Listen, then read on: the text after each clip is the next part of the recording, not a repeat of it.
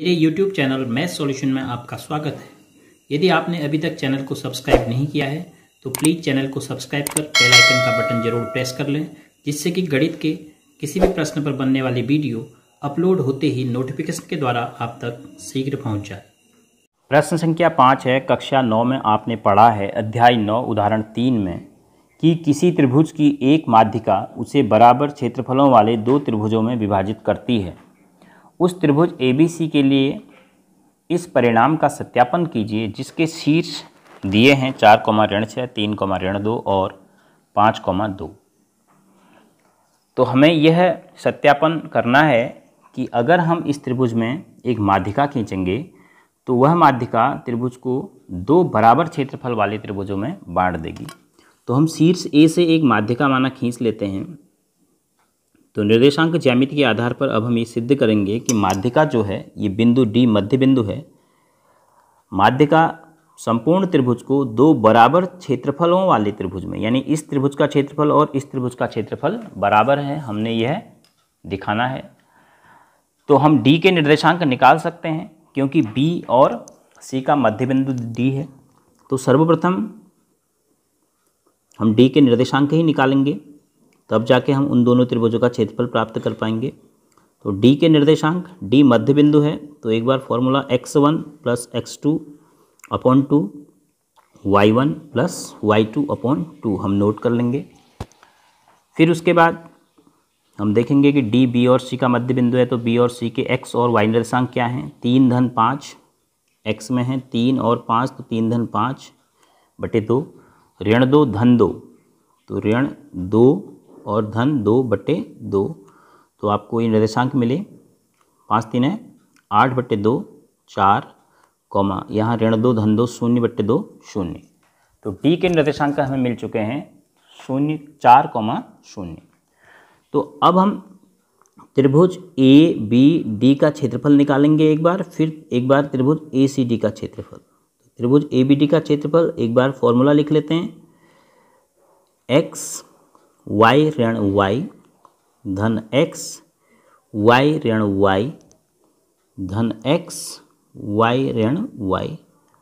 1 2 3 के क्रम को पूरा करते हैं, 1 2 3 2 3 1 3 1 2। फिर उसके बाद मान रखते हैं 1/2।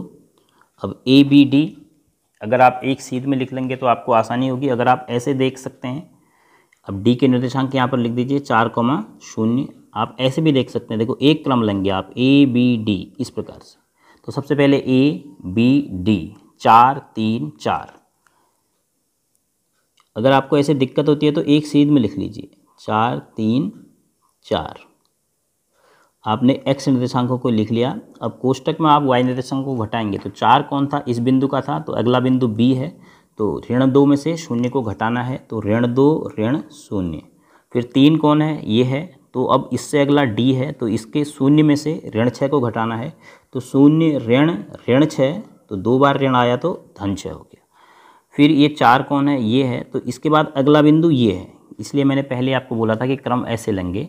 तो ऋण 6 में से अब आप क्या घटाएंगे, ऋण 2, तो लिखेंगे ऋण 6 ऋण 2, 2 बार ऋण बोला तो धन 2 हो गया। तो अब सरलीकरण करना है, तो 4 गुणा ऋण 2 है, क्योंकि इस 0 का कोई मतलब नहीं है। धन 3 गुणा 0 में 6 जोड़ के 6, धन 4 गुणा ऋण 6 धन 2 ऋण 4। 1/2, 4 दूनी ऋण 8, धन 6 तिया 18 है, ऋण 4 चक्को 16 है। तो अब आपके पास 1/2 8 6 ये हो गया 24 धन 18, तो बराबर बचा 1/2 गुणा ऋण 6 अर्थात ऋण 3। और ऋण 3 मैंने कहा ऋणात्मक चिन्ह नहीं लेंगे, तो क्या हो जाएगा 3 वर्ग मात्रक। तो एक त्रिभुज का क्षेत्रफल आ गया 3 वर्ग मात्रक। अब दूसरे त्रिभुज का क्षेत्रफल भी हम इसी तरीके से निकालेंगे। दूसरा त्रिभुज कौन सा है, ACD। अब त्रिभुज ACD का क्षेत्रफल भी इसी प्रकार निकाला जाएगा। तो आपको मिलेगा 1/2। अब x से इसके नोट करते हैं, ठीक है। 4 5 4 ऐसे चल रहे हैं, देखो ACD। तो 4 कोष्टक में, -5 कोष्टक में और -4 फिर कोष्टक में कुछ लिखेंगे, ये हमने कोष्टक लगा दिया। अब कोष्टक भरते हैं। 4 के लिए ये 4 है तो 2 ऋण 0, 5 ये है तो अगला बिंदु ये है 0 ऋण 6 तो 0 धन 6 हो गया। फिर 4 ये है तो ऋण 6 ऋण 2। अब इसको सरल करते हैं तो 4 गुणा 2 बचा, -5 गुणा 6 और -4 गुणा ऋण 6 2 8। तो आपके पास बचा 1/2 गुणा 4 दूनी 8, 5 6 30, ये 38 हो गया और ये हो जाएगा 8 चको 32 ऋण का। तो 38 और 32, 38 में से 32 घटाना है तो 6 आ गया। तो 1/2 गुणा 6 बराबर फिर से क्या आ गया, देखो 3 वर्ग के मात्रक। तो अब आप क्या कहेंगे कि त्रिभुज ABD का क्षेत्रफल त्रिभुज ACD के क्षेत्रफल के बराबर है। तो अतः त्रिभुज ABD का क्षेत्रफल बराबर त्रिभुज ACD का क्षेत्रफल।